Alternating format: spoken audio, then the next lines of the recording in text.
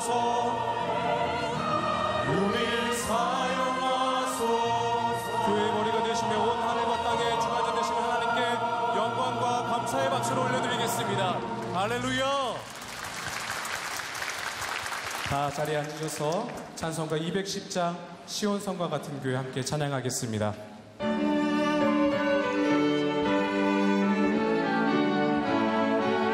함께 찬양합니다. 시온성과 같은 교회. 시온성과 같은 교회, 그의 영광만 없다. 허락하신 말씀대로 주가 진을 세웠다. 반석 위에 세운 교회, 흔들 자가 누구랴. 모든 원수의 원사도 아무는 심어. 생명샘이 솟아나와, 생명샘이 솟아나와 모든 성공하시니 언제든지 흘러넘쳐 부족함이 없도다. 이런 물이 흘러가는 목마른 자 누구랴. 주의 은혜 풍족하여 넘치도록. 주의 은혜 내가 받아, 주의 은혜 내가 받아 시온 백성 되는 때. 세상 사람 비방해도 주를 찬송하리라. 세상 얻는 모든 영광 아침 안개 같으나.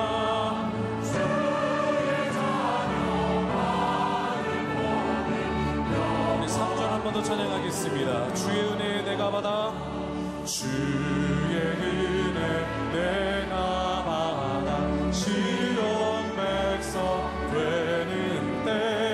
세상 사람 비방해도 주를 찬송하리라. 세상 얻는 모든 영광 아침 안개 같으나. 주의 자녀 받을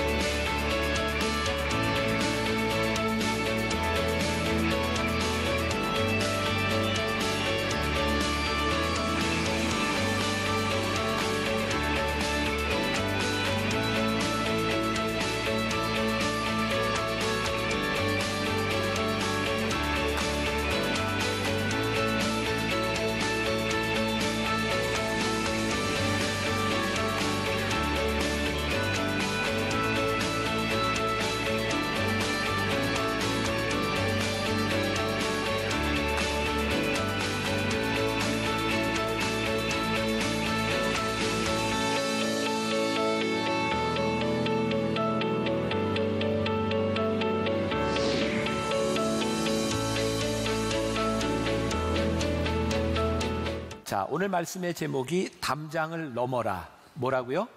담장을 넘어라. 오늘 여러분들이 이거 하나 이렇게 마음속에 딱 담고 가시면 될 것 같습니다.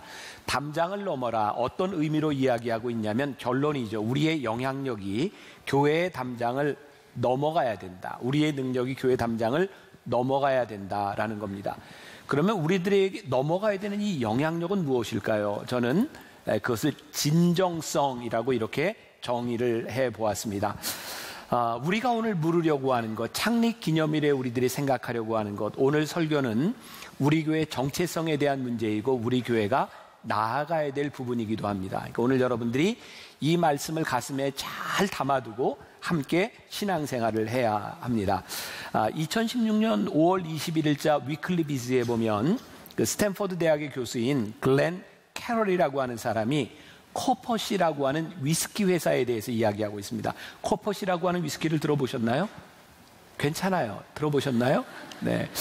이 위스키 회사가 그 교수에 의하면 굉장히 진정성 있는 회사로 인정이 된 성공적인 기업이랍니다. 왜냐하면 19세기부터 만들던 위스키를 만드는 방식을 그대로 고집한다는 거예요. 기계를 사용하지 않고 사람들이 전부 곡물을 모아다가 갈고리를 쓰고 또 사람들이 손으로 저으면서 온도를 올리고 위스키를 만들어내는 거죠. 요즘 초콜릿도 그렇고 커피도 그렇고 많은 부분들이 수제 제품이라고 하는 것으로 사람들에게 잘 팔려나가고 있습니다. 이 기계화된 시대에 왜 그럴까요? 글렌 캐럴이라고 하는 교수는 사람들이 원하는 것은 그것이 진정성이 있느냐라고 하는 것을 원하는 시대를 살아가고 있다는 거예요. 오늘 제가 이 진정성에 대한 이야기를 하려고 그래요. 그 말씀을 준비하면서 보았던 이재철 목사님의 사도행전 속으로라고 하는 책에 보면 두 마리 개에 대한 비유를 들고 있어요. 하나는 세파트라고 알려져. 이 세파트는 사실 셰퍼드라고 하는 말입니다. 목자라고 하는 말이에요. 19세기 말 독일에서 스테파니츠라고 하는 사람이 세파트라고 하는 종을 개발을 합니다. 이 세파트, 셰퍼드, 이게 지킨다고 하는 의미죠. 큰 개입니다. 요즘 이 세파트는 어떤 것으로 사용이 되냐면 경찰견, 군견으로 많이 이용이 됩니다. 이 폭약 같은 것도 탐지를 하고요. 이 세파트가 그렇게 쓰임받을 수 있는 이유 가운데 하나는 세파트는 주인이 바뀌어서 3일만 지나면 다른 주인을 따라간답니다. 근데 진돗개는 절대로 그렇게 사용이 안 된다고 하죠. 이유는 진돗개는 한 번 주인이면 영원한 주인이기 때문입니다. 그래서 진돗개 하면 주인을 바꾸지 않는 충성된 개로 이렇게 인식이 되어 있습니다. 저희 집에도 개가 하나 있습니다. 조그만 말티즈라고 하는 조그만 놈이에요. 저를 제일 좋아합니다. 얼마나 따르는지 몰라요. 그런데 이놈이요, 저를 그렇게 좋아하다가도 집에 중국집 배달원이 왔다가 통을 들고 가면 냄새 따라갑니다. 부르면 치킨 배달한 사람 바로 따라갑니다. 개입니다. 그래서 제가 별로 이렇게 진정성을 느끼지 못하는 거죠. 자, 사람은 무엇으로 감동할까요? 교회는 무엇 때문에 세상을 감동시킬 수 있을까요? 평시에는 드러나지 않지만 진정성이 드러나는 거예요. 또 진정성이라고 하는 것을 저는 이렇게 생각합니다. 스토리가 있는 거예요. 이 이야기는 꾸며낸 이야기를 말하는 것이 아니라 그 교회의 이야기, 그 사람의 이야기, 그 사건에 대한 이야기가 진정성을 만들어내는 겁니다. 1980년대 로스앤젤레스에서는 그 중국집에 대한 위생 논쟁이 일어납니다. 여러분들 베이킹덕이라고 들어보셨어요? 이렇게 고리에다가 오리를 걸어놓고 그걸 이렇게 구워가지고 껍데기만 벗겨가지고 먹는 거죠. 왜냐하면 중국 음식이 위생적이지 않다라고 하는 논란이 일어났을 때 중국 사람들은 이렇게 얘기합니다. 우리는 4,000년 동안 이런 방식으로 먹었다는 거예요. 그런데 LA에 있는 사람들이 정부의 편을 든 게 아니라 중국 사람의 편을 들어줍니다. 그들의 방식이 맞다는 거예요. 위생적이다라고 이야기하는 것이 아니라 그들의 방식을 우리는 좋아한다, 이런 이야기예요. 제가 왜 이런 장황스러운 이야기들을 하는가? 여러분, 교회가 완전한가요? 그렇지 않습니다. 교회에는 많은 부족한 것들이 있고 실수도 있습니다. 사람들이 교회를 인정할 수 있는 것은 저것이 교회야 라고 말할 수 있는 것은 교회의 완전성에 있는 것이 아니라 교회에 대한 진정성, 교회의 스토리에 있는 거예요. 교회이기 때문에 하는 일, 교회가 세워진 이유가 있는 그 이야기는 무엇인가? 이것이 우리들에게 올바로 세워져야 되는 거죠. 요한복음 20장 21절에 보면 저는 이것이 하나님께서 교회를 세우신 이유라고 생각해요. 예수님께서 이렇게 말씀하십니다. 아버지께서 나를 보내신 것 같이 나도 너희를 보낸다. 이 교회가 세워진 것은 하나님 아버지께서 예수님을 보내셨던 것처럼 예수님께서 우리를 보내심으로 생겨진 거예요. 어떤 분은 이 성경 신구약 66권을 딱 한 절로 요약한다면 나는 요한복음 3장 16절을 들 것이다 라고 말을 합니다. 한번 읽어볼까요? 잘 아는 구절이죠. 하나님이 세상을 이처럼 사랑하사 독생자를 주셨으니 이는 저를 믿는 자마다 멸망치 않고 영생을 얻게 하려 하심이라. 교회의 스토리, 교회의 진정성은 하나님이 우리를 보내셔서 이루시고자 하는 이 사명 안에 있는 겁니다. 우리는 여기에 더 과장할 필요도 없고 이것에 더할 필요도 없는 거예요. 그 예수를 전염시키는 사람들이라는 책이 있습니다. 한 20여 년 전에 나온 책입니다. 윌로우 크릭 교회 빌 하이벨스 목사님이 쓴 책인데 거기에 그런 이야기가 나와요. 아마 걸프 전쟁 때 이야기인 것 같은데 미국 군인 중에 하나가 대령으로 진급을 해서 그 부대에 가게 되었습니다. 아마 대개 사람들이 그런 것 같아요. 내가 새로운 일을 시작하면 내가 어떤 능력이 있는지 내가 얼마나 성실한지를 보여주고 싶은 거죠. 사무실에 첫날 이렇게 부임해서 일을 하려고 하는데 밖에서 누가 뚝뚝뚝 두들깁니다. 어떤 병사가 찾아온 거예요. 그러니까 이 대령은 자기가 얼마나 열심히 일하고 있는가를 좀 보여주고 바쁜 척을 하고 싶어서 전화를 딱 들고 여보세요? 여보세요? 하다가 이제 사람이 들어오니까 그래 왜 왔어? 뭘 도와줄까? 그랬더니 그 병사가 이렇게 이야기합니다. 전화줄 연결하러 왔는데요 라고 이야기를 하는 거죠. 그때 이 사람은 굉장히 부끄러워집니다. 우리는 뭔가 우리들이 큰 일을 하고 있다고 우리들이 바쁘고 무언가 중요한 일을 하고 있다고 우리들을 드러내고 싶을 때가 많이 있습니다. 저도 그래요. 우리 교회도 그렇습니다. 그런데 그것에 진정성이 없다면 참 부끄럽고 창피한 일이 될 수 있는 겁니다. 오늘 우리는 얼마나 복음 앞에서 하나님 앞에서 진정성이 있는가. 오늘 이 말씀은 제가 J.D. 그리얼의 담장을 넘는 크리스천이라고 하는 책을 보면서 창립기념일에 우리 교인들과 함께 나누어야 되겠다 생각했던 내용들이기도 합니다. J.D. 그리얼은 이렇게 말을 합니다. 아마 그에게 있어서 사명 선언과 같은 거였어요. 담장 안에 있는 교회는 누군가를 보내려고 합니다. 하지만 자신은 세상에 나가려고 하지 않습니다. 여러분 우리들의 모습을 보세요. 우리는 그동안 후원도 많이 하고 우리들이 좋은 일들을 참 많이 했습니다. 우리는 선교사도 보내고 MMP라고 하는 교회를 돕기도 합니다. 그런데 우리는 정작 담장을 넘어가려고 하지 않습니다. 성경에는 선교사라고 하는 단어가 존재하지 않습니다. 이유는 뭘까요? 그때 선교사가 없어서? 전 그렇게 생각하지 않거든요. 그때는 선교사라고 하는 직업이 필요가 없었어요. 왜? 모든 사람들이 하나님을 믿는 순간 보냄을 받은 자들이었기 때문입니다. 어느 날 교회가 생기고 교회 건물이 생기기 시작하면서 우리는 내가 나가지 않고 누군가를 보내려고 합니다. 교회의 진정성을 상실한 것은 아닐까. 사실 우리는 또 이런 신앙인들을 보죠. 하나님의 뜻은 무엇인가요? 제가 무엇을 해야 할까요? 하나님의 뜻을 찾는다고 기도하는 교회와 하나님의 뜻이 무엇인지를 묻는 교인들 바라보면 우리는 믿음이 좋다라고 생각했는데 J.D. 그리얼은 이렇게 이야기를 합니다. 사실 우리들에게 필요한 것은 뜻을 찾는 것이 아니다. 우리들에게 필요한 것은 각오다. 하나님의 뜻을 물으는 것이 아니라 이미 하나님께서 우리들에게 주신 사명에 대하여 어떻게 해야 될까요? 제가 어디로 가야 할까요? 우리들의 각오가 필요한 것이지 뜻을 묻는 것이 필요한 것이 아니다. 저는 이 말에도 동감합니다. 잘 알려진 이야기죠. 선생님이 어떤 학생에게 묻습니다. 얘야, 네 꿈이 뭐냐? 이 학생이 이런 꿈을 이야기합니다. 예, 제 꿈은 재벌 2세가 되는 겁니다. 선생님이 물어보죠. 그래, 너는 재벌 2세가 되기 위해서 무엇 하니? 아이가 이렇게 대답합니다. 선생님, 그게 문제인데요. 저 정말 미치겠어요. 우리 아빠가 노력을 안 해요. 이해가 되세요? 안 되면 그냥 넘어가고요. 자, 우리들이 어떤 꿈을 가지고 있나요? 우리는 그 꿈을 위해서 내가 무엇을 하고 있나요? 오늘 이것을 우리들에게 물으실 수 있어요. 우리는 성공이라고 하는 말을 참 좋아합니다. 교회에도 성공, 우리들의 개인적인 성공에 대한 것. 그런데 우리는 성공이라고 하는 말에 대하여 착각을 하고 있는 것 같아요. 그동안 우리는 교회의 성공을 어떻게 이해했죠? 얼마나 많은 사람들이 모여서 얼마나 많은 교회에서 말씀을 듣는가. 그게 성공의 척도가 되었던 것 같아요. 아, 저 교회 성공했네, 저 목사님 성공했네. 근데 J.D. 그리어는 이것은 우리의 착각이라고 말을 하고 있죠.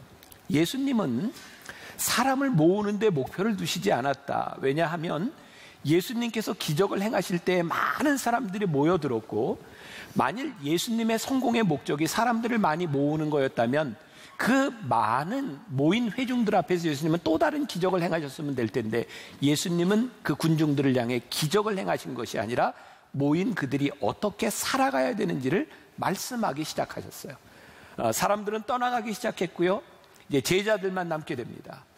예수님과 끝까지 함께한 사람들은 군중이 아니었습니다. 예수님의 제자였습니다. 그렇게 보니까 우리가 그동안 교회의 성공으로 이겼던 많은 일들이 예수님의 방식은 아니었던 것 같아요. 어쩌면 우리는 성공이라고 하는 이름으로, 사역이라고 하는 이름으로 포장을 했지만 교회의 성장은 교회의 왕국을 만들었는지 몰라요. 이 부분에 대해서 우리는 많은 찔림이 있어야 될 것 같아요. 저도 그렇고 여러분들도 그렇고. 우리는 만나교회라고 하는 왕국 속에 갇혀 있는 것은 아닐까. 제가 만나교회 담임 목사인 것이 자랑스럽듯이 저는 여러분들이 만나교회 다니는 것이 굉장히 자랑스럽게 여긴다고 생각을 합니다. 그렇게 믿어도 됩니까?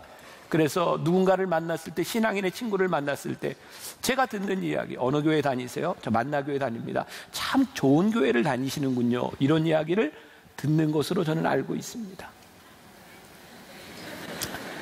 근데 그게 정말 성공일까요? 어쩌면 우리는 좋은 교회라고 하는 틀, 좋은 목회자, 좋은 교인이라고 하는 틀 속에서 우리는 성공이라고 생각했던 그것 속에서 우리는 교묘하게 우리들의 이기적인 욕망들, 야망들을 숨겨놓고 만족하고 있었던 것은 아닌가. 왜? 우리들이 그렇게 생각하는, 성공이라고 생각하는 가운데서 하나님의 나라가 분명하게 드러나지 않는다면 사람이 모였을지 모르지만 우리는 우리의 왕국을 세우고 있는 것은 아닐까. 제가 먼저 개인적으로 고백을 한다면, 목회자인 제가 이렇게 종종 이야기하죠.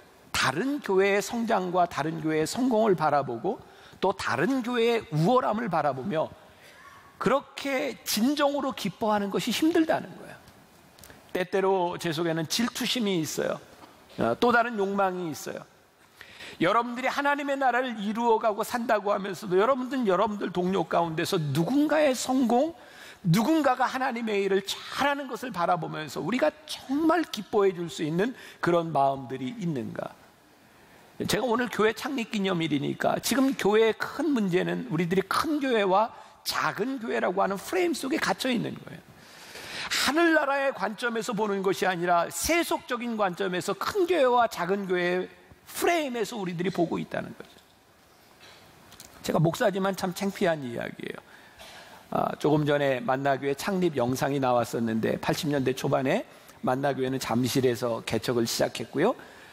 정말 부흥하고 있는 그때에 문제가 생겼어요. 거기에 아시아 선수촌을 짓는다고 모든 교회 건물을 다 헐어버린다고 해서 저희는 갈 데가 없었어요.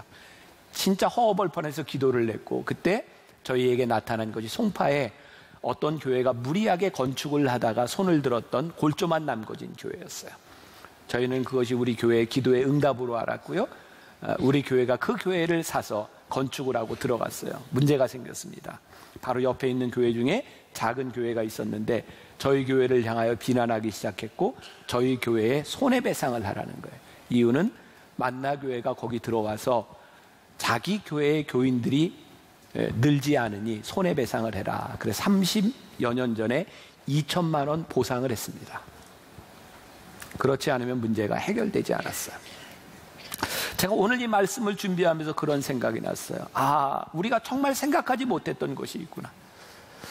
우리가 교회를 개척하고 교회를 건축하고 목회를 하면서 우리는 하나님의 나라를 생각한 것이 아니라 지극히 세상적인 관점으로, 세상적인 프레임으로 우리는 교회를 바라보고 있었구나. 그래서 저 교회 때문에 우리 교회가 부흥하지 못하고 우리 교회가 부흥하기 위해서 저 교회가 아파하는 것들을 별로 생각하지 아니하고, 그래, 내 교회가 세워지고 내 교회가 커지는 것에 대하여 우리는 아무런 생각도 하지 못하고 하늘나라와 관계없는 교회들을 세워나가고 있었구나.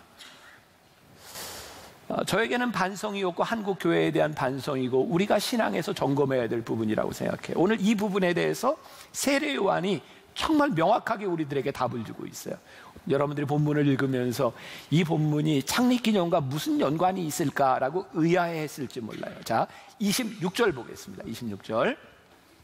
그들이, 요한의 제자들입니다. 그들이 요한에게 가서 이르되 랍비여, 선생님과 함께 요단강 저편에 있던 이 곧 선생님이 증언하시던 이가 세례를 베풀매 사람이 다 그에게로 가더이다. 요한의 제자들이 예수님이 세례를 베푸시고 예수님이 말씀을 베푸신데 사람들이 다 그에게로 가는 것을 보면서 너무너무 마음이 아팠던 거죠. 사람들이 다 그에게로 가더이다. 우리에게 왔던 사람들이 다 그에게로 가더이다. 요한의 제자들이요, 지금 요한의 속을 긁어버리는 거죠. 어쩌면 욕망의 경쟁의 불을 붙여놓고 있는지 몰랐어요. 잘못하면 똑같이 하나님의 일을 하는데 그 사람이 단순한 경쟁자에 대한 문제가 아니라 그 사람이 적으로 보이는 거죠. 정말 어쩌면 이런 일이 있을까. 제가 참 불행한 일인데, 마음 아픈 일이고, 12년 전에 저희 아버님 돌아가셨을 때 목사님들이 많이 조문을 오셨어요. 제가 이렇게 조문을 받고 있는데 한 목사님이 와서 이게 조문을 하더니 저에게 이렇게 얘기하더라고요. 목사님 혹시 본당을 좀 보여줄 수 있습니까? 그래서 제가 아이고 뜬금없이 조문하다가 여기가 우리 교회 본당입니다. 그랬더니 그분이 이렇게 한마디를 했어요. 우리 교회보다 작네. 그리고 갔어요. 아마 우리 아버님이 살아계셨으면 짜장면이나 먹어라 그러셨을 것 같아요. 그것이 뭐가 그렇게 중요한 일이었을까? 조문을 와서까지 우리 교회 본당이 이 교회보다 크다라고 하는 말이 뭐가 그렇게 중요한 일이었을까? 그런데 우리들에게 사라지지 않는 욕심, 욕망들이 있는 거죠. 내가 누구보다 커야 되고, 그래서 제가 여러분들에게 좋은 교회와 나쁜 교회를 구별하는 방법을 알려드리려고 그래요. 어느 교회 가서든지 누군가의 설교를 들을 때 다른 교회를 욕한다면 그 교회는 좋은 교회가 아니다 라고 생각해도 좋을 것 같아요. 우리가 하늘나라가 드러나고 하나님 나라가 드러나고 우리가 경쟁 관계가 아니라 하나님의 몸을 세우는 일을 한다고 할 때의 교회는 훨씬 더 다른 차원의 일들을 할 수 있는 것이 아닐까. 오늘 세례 요한이 그에게 기쁨이 무엇인지를 이야기하고 있거든요. 굉장히 좋은 모델이들이라고 생각하는데, 세례 요한은 예수님이 공생애를 시작하기 전에 선풍적인 인기를 끌고 있었던 사람입니다. 그는 광야에서요, 요즘도 마찬가지인 것 같아요. 일단 목회자는 조금 가난할수록 좋습니다. 약대 털옷을 입고, 그리고 광야에서 메뚜기와 석청을 먹으면서 복음을 전했어요. 그러니까 저는 애시당초 만나교회 담임 목사로 목회하는 동안 저는 그렇게 존경을 받을 만한 자격이 없는 사람입니다. 저는 이렇게 포기하고 살아갑니다. 네, 그러니까 저에 대해서는 기대를 하지 마세요. 저는 그냥 만나교회 목사입니다. 근데 세례 요한은요, 다른 선지자들과 달랐다는 거예요. 그는 광야에서 복음을 전하는 놀라운 사람이었고요. 사람들이 그에게 막 모여들기 시작한 거예요. 세례 요한은 회개하라고 선포했고요. 사람들에게 세례를 줬고요. 그런데 그에게 예수님이 와서 세례를 받으신 거죠. 근데 세례 요한이 예수님께 세례를 베풀 때 하늘에서부터 음성이 들려서 이는 사랑하는 내 아들이다, 비둘기가 내리는 것을 보게 되었고요. 그리고 요한복음 3장 30절에서 사도 요한은 이렇게 증거합니다. 그는 흥하여야 하겠고 나는 쇠하여야 하리라 라고 말을 하죠. 그리고 세월이 흘러갔습니다.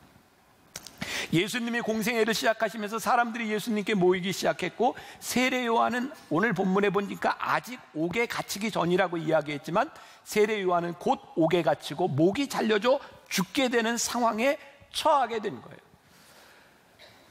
중요한 것은 세례 요한이 그는 흥하여야 되겠고 나는 쇠하여야 되겠다라고 선언한 그때부터 죽는 순간까지 그에게 주어졌던 정체성과 그 자신의 존재에 대해서 명확한 인식을 하고 살아갔다는 거예요.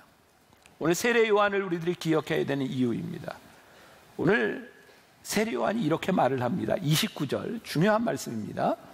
자, 신부를 취하는 자는 누구예요? 신랑이나 서서 신랑의 음성을 듣는 친구가 크게 기뻐하나니 나는 이러한 기쁨으로 충만하였노라. 자, 그러면 여기에서 신부를 취하는 신랑은 누굴까요?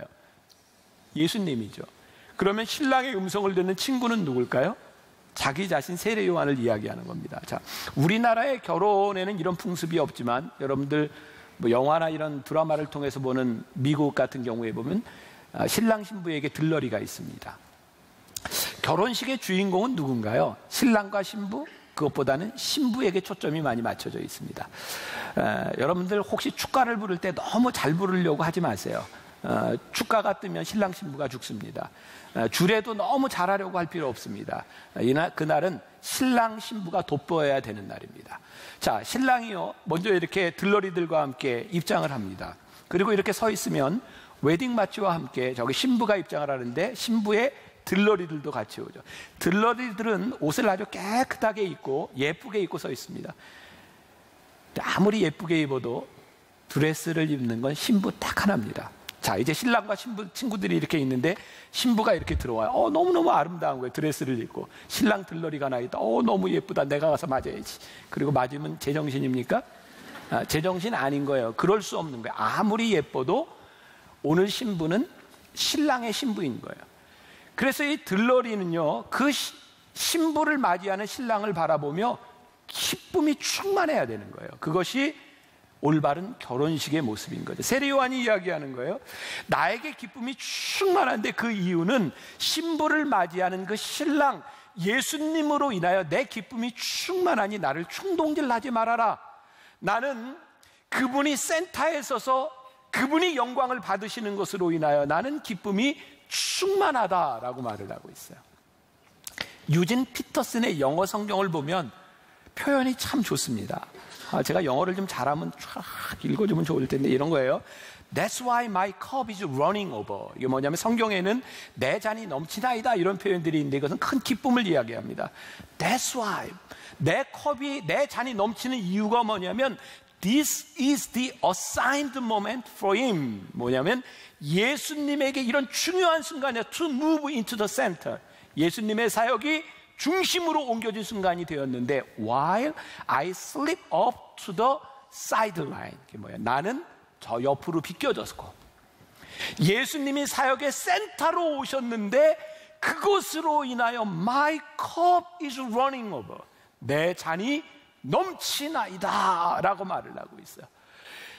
이 세례 요한이 우리들에게 보여주는 사역의 진정성, 우리를 부르신 이유가 뭐냐면 하나님이 나를 사역자로 부르셔서 일하게 하셨는데 그분이 내 앞에 중심에 섬으로 인하여 내 기쁨이 넘치나이다. 나는 사이드로 감춰졌지만 그것으로 인하여 내 기쁨이 넘치나이다. 자, 우리 교회를 보고 우리 자신들을 볼까요? 우리가 만들어 놓은 교회라고 하는 울타리와 담, 하나님께서 우리를 쓰시려고 우리를 높이 올려주셨는데 어느 날 하나님이 드러나고 예수님의 사역이 드러나서 우리가 감춰져야 되는 순간에도 우리들이 기뻐할 수 있는가? 그것으로 인하여 우리들이 만족할 수 있는가? 제가 오늘 이 36주년을 맞이하면서 제 속에 이 고민이 왔어요. 그리고 오늘 창립기념 예배 때 우리 교인들과 이거 나누어야 되겠다는 생각이 들었어요. 제가 내년부터 저는 믿음으로 고백하고 제가 하나님 앞에서 진정성 있는 교회가 되기 위해서 우리 장로님들과는 이미 나눈 이야기지만 제가 다른 교인들에게 욕을 먹을지도 모르고 여러분들을 힘들게 할지도 모르는 일을 시작하려고 해요. 제가 내년 1월에 다시 설교를 통해서 이야기하겠지만 내년부터 제가 아마 4월쯤 시작되면 토요 예배를 시작하려고 합니다. 주일 일부 예배를 토요일 날 드리려고 합니다. 많이 욕먹을 것 같아요. 왜 주일 예배 일부를 토요일 날 드리는가? 그런데 하나님이 저에게 이런 마음을 주셨어요. 네 교회의 담을 뛰어넘어라. 교인들이 아마 모든 교인들이 참여하지는 않겠지만 만나교회의 사람들이 모이는 것만으로 이것이 이루어지는 것이 아니라 이 교회가 담을 넘어서 해야 될 이 세상에 해야 될 일들이 있는데 교인들이 움직여지지 않고 가지 않으니 토요일 날 우리 예배 드리고 주일 날은 우리들이 교회 담을 넘어가자. 오늘 여기에서 얼마나 많은 사람들이 예배를 드리는가, 이것이 우리들의 기쁨이 아니라 얼마나 많은 사람들이 교회의 담을 넘어 세상으로 갔는가, 이것을 이야기할 수 있는 교회가 될 수 있도록 우리 교회가 시스템을 바꿔보자. 지금까지 우리들이 생각했던 전통적인 교회에 대한 모습이 아니라 하나님 앞에서 진정성 있는 물음을 가지고 하나님이 우리를 어떻게 쓰실까? 우리가 이 담장을 넘기 시작하면 우리들이 손해보아야 되고 우리들이 귀찮아질 일들이 참 많을지 모르지만 하나님이 우리를 부르신 이유 앞에 우리들이 이 물음을 물어야 되지 않을까? 세례 요한이 그의 진정성, 그의 정체성을 지킬 수 있었던 이유가 있던 것 같아요. 그는 하늘의 소리를 들었어요. 오늘 27절과 28절 말씀 보세요. 요한이 대답하여 이르되 만일 하늘에서 주신 바 아니면 사람이 아무것도 받을 수 없느니라. 내가 말한 바 나는 그리스도가 아니요 그의 앞에 보내심을 받은 자라고 한 것을 증언할 자는 너희니라. 세례 요한이 이야기해요. 하늘에서 주신 바, 하늘이 허락하지 않으면 우리들이 하고 있는 것은 욕망이다. 우리들이 들어야 되는 것은 욕망의 소리가 아니라 하늘의 소리를 우리들이 들어야 한다. 지금 세례 요한의 문제는 무엇일까요? 그냥 놔뒀으면 좋을 텐데 옆에 있는 사람들이 와서 이 요한의 자존심을 건드리는 거예요. 당신에게 와서 세례를 받던 사람들이 다 저에게로 갑니다. 요한은 이야기합니다. 나는 그리스도가 아니야. 나는 그분을 증거하기 위해서 여기에 왔을 뿐이야. 그러니 내가 드러나지 않는 것, 그것이 당연한 일이야. 자, 여러분들에게도 생각해 볼 필요가 있을 것 같아요. 제가 지금 생각하면 너무너무 부끄러워요. 만나교회가 이제 시작되고 만나교회는 변화산 기도회라고 하는 전통이 생겼어요. 제가 담임 목사가 되고 나서 변화산 기도회에 최선을 다하기 시작했어요. 제가 담임 목사로서 우리 교회의 영적인 아버지가 되기 위해서 나이로 되는 것이 아니니까 제가 변화산 기도회를 통해서 제가 영적인 아버지가 되고 싶다. 그래서 3년 동안 제가 이제 금식하며 인도했었죠. 제가 처음 금식하며 변화산 기도회가 끝났을 때입니다. 제 마음에 서운함이 찾아왔어요. 너무너무 마음이 서운했어요. 그래서 어떤 장로님께 제가 이렇게 얘기해서 장로님 너무 하시는 거 아니에요? 제가 이렇게 금식하고 기도했는데 장로님들이 저한테 와서 좀 수고했다고 하다못해 목사님 힘들었으니 뭐 양복을 하나 입으라든지 뭐 이렇게 보약이라도 하나 먹으라고 좀 그렇게 해야 되는 거 아니에요? 제가 너무너무 서운했어요. 어떻게 그럴 수 있냐. 근데 지금 10여 년이 지나서 그게 제 마음에 얼마나 부끄러운지 몰라요. 아니 내가 금식하며 변화산 기도회를 인도한 것이 내가 무엇을 위함이었는가? 사람들이 그것을 인정해 주지 않고 누군가 나를 인정해 주지 않은 것 때문에 내 마음이 섭섭했던 이유는 무엇인가? 이 말씀을 준비하면서 그게 너무너무 부끄러운 거예요. 그런데 우리들의 모습을 보니 다 그런 거예요. 하나님이 우리를 세워주셨고 이 자리에 있게 하셨고 우리들에게 사명을 감당하게 하셨는데 내가 높임을 받지 못하고 내가 인정을 받지 않으면 그것이 너무너무 서운한 거예요. 요한이 뭐예요? 예수님의 길을 예비하라고 그를 세례를 베푸는 자로 회개하라고 사람들을 선포하도록 세례 요한을 보내셨는데 세례 요한에 열광하며 사람들이 모여졌는데 그 영광이 어느 순간에 없어져 버린 거예요. 사람들이 와서 그러는 거예요. 마음 아프지 않냐고. 사람들이 다 그에게로 가는데 마음 아프지 않냐고. 요한의 위대함은요, 하나님께서 그를 부르신 그 부르심의 정체성에 분명히 서 있었다는 거예요. 내가 높은 자리에 있게 됨이 하나님의 일을 위해서였기 때문에 내가 내려오는 것도 아무 문제가 되지 않는다는 거예요. 그래서 우리가요, 하나님의 부르심 앞에 우리들의 담장을 넘기 시작하면 우리는 진짜 손해볼 수 있다고 생각하거든요. 그 손해는 진짜 손해가 아니에요. 우리들이 받아야 될 영광, 우리들이 누려야 될 것들을 우리들이 누리지 못할 수 있어요. 그런데 놀라운 일은요, 우리가 영광을 취하지 않으려고 할 때 하나님의 영광이 드러난다는 거예요. 우리 교회가 담장을 넘어서 하나님 앞에 쓰임받는다고 하는 명백한 증거는 뭐냐면 우리가 자원과 우리들이 인원과 우리들이 많은 것에서 손해를 보는데 놀랍게 하나님의 나라가 풍성하게 되는 거예요. 그때 우리 기뻐할 수 있을까? 하나님 너무 감사합니다. 이렇게 우리를 쓰심에 대하여 내가 꿈꾸는 나라가 아니라 하나님의 나라를 꿈꿀 수 있는 우리가 될 수 있을 때 우리는 기꺼이 담장을 넘어갈 수 있지 않을까요? 예수님께서 우리들에게 가르쳐 주셨던 기도, 하늘에 계신 우리 아버지여, 이름이 거룩히 여김을 받으시며 주의 나라가 임하옵시며, 우리가 비로소 주의 나라가 이 땅 위에 임한다고 하는 것을 우리 교회에서 이야기할 수 있지 않을까요? 참 목회자들이 창피해요. 우리 목회자들 모이면 무슨 얘기하는 줄 아세요? 아무튼 처음으로 목사님들 만나면 제일 먼저 묻는 것 중에 하나가 교회 얘기입니다. 교회 건물 얼마나 크냐고. 그 J.R. 브릭스라고 하는 사람이 목회에 성공은 없다라고 하는 책에서 3B를 이야기하거든요. 교회에 이렇게 건물을 묻고요. 두 번째 뭐 묻냐면 몇 명이나 모이세요? bodies, 몇 사람이 모이는가. 그리고 그걸로도 잘 이해가 안 되면 세 번째 묻습니다. 예산은 얼마예요? budget을 묻습니다. 그것을 가지고 성공과 그렇지 못한 것들을 우리들이 측정하기 시작하죠. 근데 정말 중요한 것은요, 초반에 이야기했던 것처럼 교회의 진정한 성공은 여기에 얼마나 많은 자원이 있는가가 아니라 얼마나 많은 자원이 교회 담장을 넘어갔는가. 그리고 더 중요한 것은 그 교회 밖을 넘어간 그 담장을 넘어간 자원에 대해서도 우리들이 자랑하지 않고 자랑할 것이 없을 때 우리는 비로소 우리가 사명에 충실한 교회가 됐다라고 말할 수 있을 것 같아요. 저와 여러분, 언제부터인가 하나님이 우리를 부르신 이 교회에 대한 사명을 잃어버렸다. 사명을 잃어버린 것은 프로그램이 없기 때문이 아니라 우리의 열정을 잃어버린 거죠. 생텍쥐베리라고 하는 유명한 소설가가 있죠. 그 사람이 이렇게 얘기합니다. 사람들에게 배를 만들게 하려면 사람들에게 배를 만드는 조선 기술을 가르쳐 주거나 사람들에게 배를 지을 수 있는 나무를 주시 마십시오. 그 사람들을 데리고 바다로 가 저 푸른 바다를 바라보며 그 바다를 동경하도록 만드십시오. 그러면 그들은 배를 만들 것입니다. 언제부터인가 우리가 만나교회라고 하는 이 담 안에서 우리가 신앙생활하고 우리들이 모이는 것에 대하여 만족하고 우리의 열정을 잃어버렸다면 우리들이 그 열정을 다시 바라보며 담을 넘어야 돼요. 여러분, 그런 찬양 아시죠? 다시 복음 앞에 내 영혼 선에 주님 만난 그때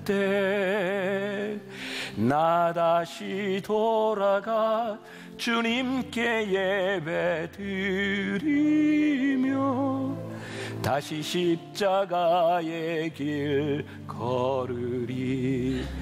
다시 복음 앞에 내 영혼 선에 주님 만난 그때 다시 복음 앞에 내 영혼 선에 주님 만난 그때. 우리가 주님을 만났을 때, 우리를 부르셨을 때 우리의 가슴을 뛰게 했던 순간들이 있어요. 다시 복음 앞에 내 영혼이 있어서 주님 만난 그때, 다시 그때로 돌아가 주님께 예배드리기 시작할 때 우리들이 걸을 수 있는 길이 있어요. 뉴욕 리디머 교회의 팀 켈러 목사님은 복음은 기독교의 출발이 아니라 기독교의 출발이자 끝이다 라고 말을 해요. 우리가 출발은 합니다. 그런데 복음으로 끝을 맺지 못해요. 우리가 복음으로 출발을 했는데 언제부터 우리는 그 복음으로 인한 보상을 바라요. 요행을 바라요. 하나님, 제가 복음으로 신앙생활은 내가 이쯤 했으니 하나님 저에게 이렇게 보상해달라고. 아니, 어떤 교회에서는 복음으로 시작했지만 네가 그렇게 하지 않으면 네가 저주를 받을지 모르기 때문에 열심히 해야 된다고. 복음은 우리를 부르신 것으로 끝나는 것이 아니라 우리를 감사함으로 살게 하는 것. 복음은 죄책감으로 살아가는 것이 아니라 축복에 대한 기대감으로 살아가는 것이 아니라 우리를 부르셨던 그 마음을 가지고 살아가는 것이 우리를 부르신 일. 저는 요즘 교회에 대한 생각들을 참 많이 합니다. 그리고 제 스스로 늘 이렇게 생각해요. 우리들 중에 저도 교회도 완전하지 못합니다. 근데 오늘 우리가 이 창립기념일에 예배할 수 있고 소망을 이야기할 수 있는 우리의 완전함이 아니라 우리가 교회를 생각하기 때문에, 그래서 마음속에 계속 그런 생각, 하나님, 제가 교회의 사명을 생각하는 때가 되지 않으면, 더 이상 교회의 사명으로 인하여 제가 고민하지 않는다면, 하나님, 제가 만나교회 담임자로서 이 자리를 내려올 수 있게 해주세요. 왜? 교회의 사명을 생각하지 않으면 우리는 너무너무 이기적인 공동체가 될 수도 있기 때문에. 만나교회가 여기 세워지고 우리가 제일 어려웠던 때, 여기 많은 분들은 그 어려운 때를 몰라요. 돌아가신 김우영 목사님이 뇌경색으로 쓰러지시고 그 몇 년여간 동안 저희 교회는 빚이 참 많았어요. 별 흉흉한 소문들이 많았어요. 하다못해 은행에서 예배를 마치고 나면 교회 헌금을 다 가져간다, 이런 소문에서부터 교회가 부도가 났다, 뭐 별 소문들이 많았어요. 어려운 때였어요. 그리고 제가 담임 목사가 될 무렵에 교인들이 교회를 떠나가기 시작했어요. 제가 묻습니다. 어느 교회로 갔대? 제일 많이 간 교회가 온누리 교회로 갔대요. 사랑의 교회로 갔대요. 분당에 가까운 지구촌 교회로 갔대요. 그런 얘기를 들으면서 제 마음이 많이 아팠거든요. 저는 이게 올바른다는 생각을 하는데 그때 제 속에 오기가 생겼어요.